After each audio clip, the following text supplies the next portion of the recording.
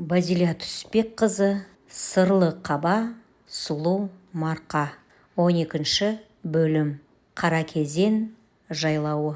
Әке-шешем көптеген жылдар жылқы соңында жүріп, қаба өлкесінде бармаған жер баспаған таулары қалмады ғой деймін. Биылғы жазда жылқыларды жайлауға Қаракезенге шығаратын болыпты. Қыс айларында бұл жерге көтерілу мүмкін емес. Шыбыны жоқ, жазда жылқы малына осы жерге жетер жайлау жоқ. Қаракезенге көтерілу үшін Арасан өзенінің бойындағы таусылып бітпейтін жазықтардан өтесін. Қара қаба мен ақ қаба өзендерін де өтуге тура келеді. Төбесінен бұлт кетпейтін биік таудың етегіне жетесін. Етегінде сарқырап жатқан кішкентай таза бұлақтың қасына тоқтайды. Қанжығаларындағы тамақтарын шығара бұлақ басына жайғасып, түскі астарын ішуге кірісті. Жылқышыларда не жоқ дейсің, сүрленген қазы, кептірілген балық, күннің көзіне мөлдіреп ерейін деп тұрған ыдыстағы сары май, дөңгеленген таба нан мен томпиған тәтті бауырсақтар. Далада қайнатылған қою қара шайдың иісі тәбетіңді ашқанда, сілекейіңді жұтынып қойып асқа кірісесің. Бұлақ жағасында біраз тынығып, ауқаттанып болғаннан соң тауға көтерілуге дайындала бастадық. Жазықта көп мән бермеген аттардың үзеңгілерінің айылдарын қайта қарап, қайтадан тартып байласты. Бисмілдамызды аузымызға алып, аттарымызға отырыстық. Тауды баурай жоғары жылжитын соқпақ жолмен көтеріле бастадық. Таудың орта тұсына жеткенше ептеп көтерілесің. Жоғарылаған сайын көтерілуін қиындай түседі. Бір жағында тау, екінші жағын құз. Атын оқыстан сүрініп, тар соқпақ жолдан аттың аяғы шықса төмен құзға ұшуын мүмкін. Айылдарын өлгенше тартқандарының да мәнісі бар екен. Оқыстан айыл босап кетсе, ер тоқым сыпырылып аттың құйрығына жетеді. Аттың арт жағынан түсіп қалуын ғажап емес. Міне, Қаракезеннің үстіне шығу үшін осындай тікке көтерілу қажет. Аяғын тау үстінде бірінші Жақып жұрты деген жерге келіп тіреледі. Бұл жер 90 жолдың торабы болғандықтан, осы жерден жолдар жан-жаққа тарайды екен. Қаракезеннің табиғатының суретін ауызбен айтып жеткізу мүмкін емес. Көзбен көру ғана керек. Айнала самсаған қарағайлар. Жақып жұртында ата-бабаларымыздан қалған қалың молалар. Төбеден төмен қарасан, Астауша деген жерді көресің. Таулар мен қоршалған қазақтың кәдімгі астау ыдысы. Толған күннің нұрынан іші көк пембек. Төбеден қарағанда нұр күннен емес, жоғары қарай астаудан шығып жатқандай. Мұндай тамашаны бұрын көрмеппін. Қарай бергін келеді. Ойламаған жерден құздың үстінде қалықтағын келеді. Төмен құлдилап шарықтап ұшқын келетіні сондай құсқа айланғандай әсер аласың. Молалардың жанында аят оқып, ары қарай Қаракезенге жылжыдық. Қас қарайып бара жатты. Таудың ең құзар басына шығып жан-жағына қарасан, Қаба өлкесіндегі 4 ауыл түгел көрініп тұр. Қаракезеннің үсті түгел қаптаған самырсындарға араласқан бал қарағай ағаштары. Күз кезінде жарқыраған оттарды ойламаған жерлерден кездестіресің. Білмеген адамдар оттарды көріп шошып қалулары мүмкін. Жақып жұртының үстіндегі молалар тегін пайда болмаған. Неше түрлі ойран топыр замандар өтті ғой. Бұл жерлерге албаты адамдар келе бермейді. Тау үстінен Қаба өлкесінің 4 бұрышы түгел көрініп тұр. Артына қарасан шекара, ешқандай қиындықсыз Қытайға өтіп кетесің. Әділетсіздікке қарсы күрескен қарабалта құсаған жауынгер азаматтар аз болмаған. Жасақтарын осы тау үстінде құрап, Қытайға ары-бері жеңіл өтетін. Өте қолайлы жер. Азғантай жасақтары мен ойламаған жерлерден шабуыл жасап, жылдап ұсталмай аттары аңызға айланған бабаларымыз туралы ойға батасын. Мұнша молалардың пайда болуының сырын түсінуге болады. Қаракезен деленіп қойған таудың мағынасы да тереңде. Түнделетіп елден, жерден қашып безгендер аз болмаған. Қара шекпенді бастарына жамылып, жол іздеп тауларды кезгендер. Қытайға өтіп жатты ғой. Қара кезген аты келе-келе қара кезенге айналуы мүмкін. Қабаның қай жеріне келсен де тұнып тұрған тарих. Қара кезеннің үстінде әке-шешеміз малда жүрген шақтарында жылқышылар отыратын кішкентай ағаш үй болыпты. Жаз айы мал жайлауда әбден тойынған.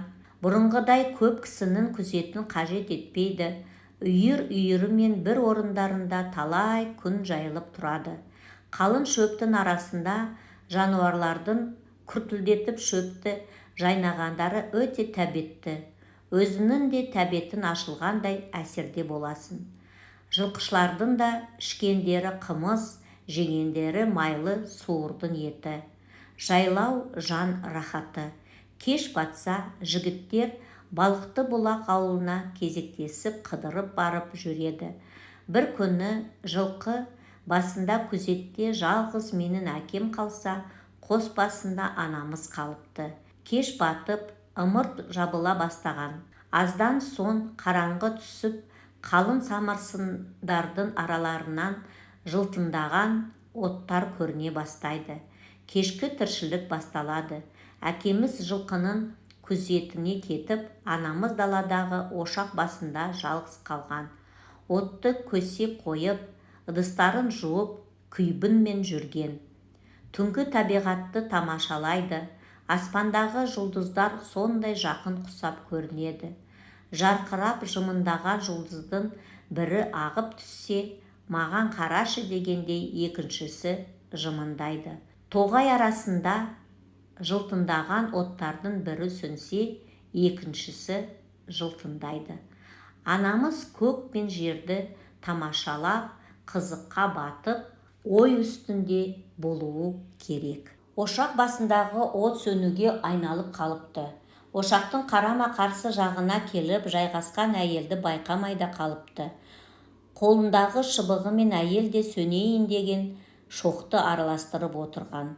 Бал қарағай теруге келгендердің бірі шығар деген оймен, қай ауылдансың, атың кім деп сұрап, басын көтеріп қараса, әйел орнында жоқ болып шығыпты.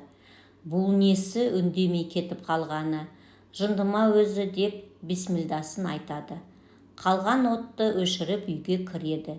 Есіктің күршегін тас қып салып ұйқыға кірісіпті. Ұйықтап кеткен болуы керек.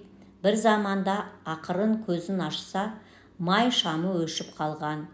Ай сәулесінің жарығынан үйдің іші анық көрініп тұрыпты.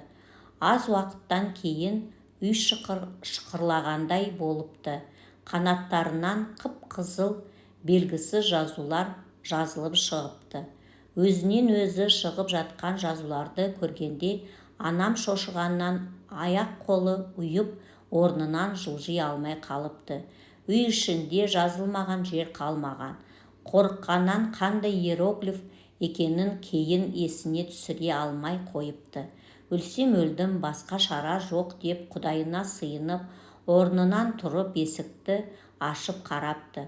Қол ұстасып алған сары шашты ұсақ қыздар үйді айланып жүріпті. Арқалаған бір уыс шөптері бар. Анама шөп құсап көрініпті. Кәсеге су құйып, ішіне пеш алдындағы ескі көмірдің 2-3 түйірін салады. Есікті 3 ашып, бисмилдасын айтып 3 рет жабады. Кеседен ұрттаған суын бүркіп, есікті көмірмен жоғарғы бір бұрышынан төмен жағындағы екінші бұрышқа дейін сызады. Есігіне күршегін қайта салып, бүркеніп жатып алыпты. Біраз уақыттан кейін шытырлаған дыбыстарды қайтадан естіпті.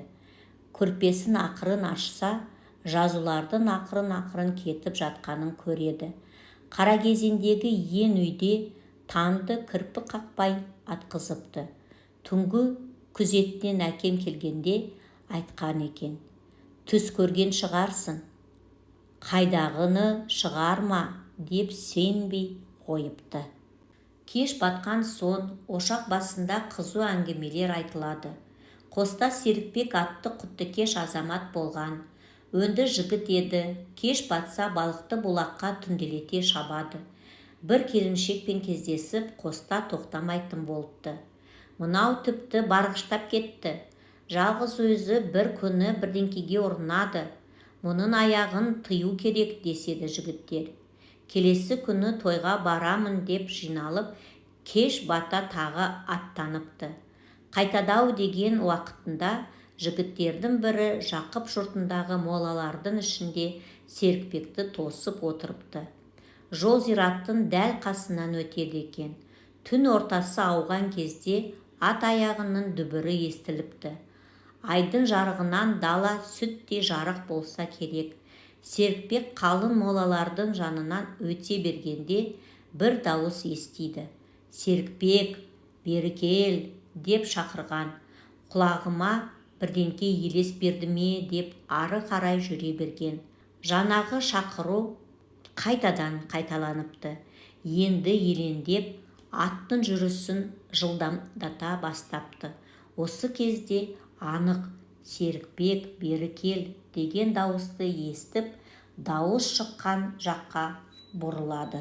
Айдың сәулесі жалғыз соған түсіп тұрғандай, әппақ ақыретке оранған қалпы, қолын бұлғап шақырып тұрған аруақты көреді.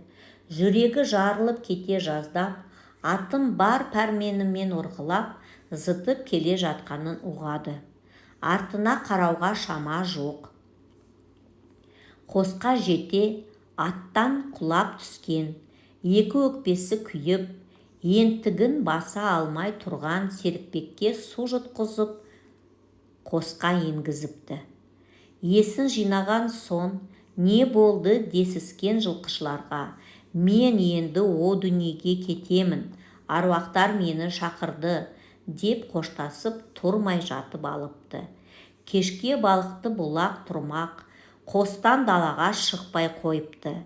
Сені қорқытқан біз, күзетіне бар десіп қанша жалынғандарымен ешкімге сенбепті. Қорқытқандары аяғына өздеріне пәле болып жабысқан. Өз кезектерін бір күзетсе, Серікбектің кезегін күзету тағы қосылыпты. Жылқышылар басқа жұртқа көшіп, қостарын ауыстырғанша түнгі күзетке шықпапты.